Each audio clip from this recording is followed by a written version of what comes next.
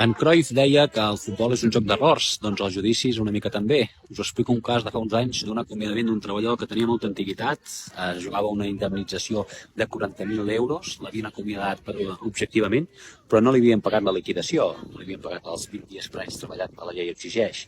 Això, si no ho justifica molt bé l'empresa, aquesta falta de liquiditat, doncs normalment és un acomiadament improcedent. Llavors van plantejar el judici, van fer tot el plet i l'empresa va portar una pericial super ben feta que acreditava realment que no hi havia liquiditat. Francament, el judici el tenia perdut, però com a última prova vaig demanar que s'aportés al procediment judicial els extractes bancaris de l'empresa. No sabia què sortiria. I vaig tenir molta sort, perquè la part contrària va portar els extractes bancaris sense adonar-se'n que a dins dels extractes bancaris hi havia un parell de traspassos d'un compte que no sortien en la pericial.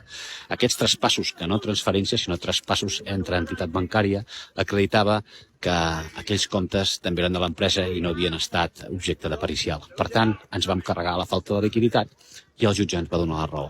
Per tant, gol en pròpia porta, gol a favor nostre, vam guanyar i 40.000 euros pel meu client. Per tant, els judicis també són un joc d'errors, com el futbol. Salut!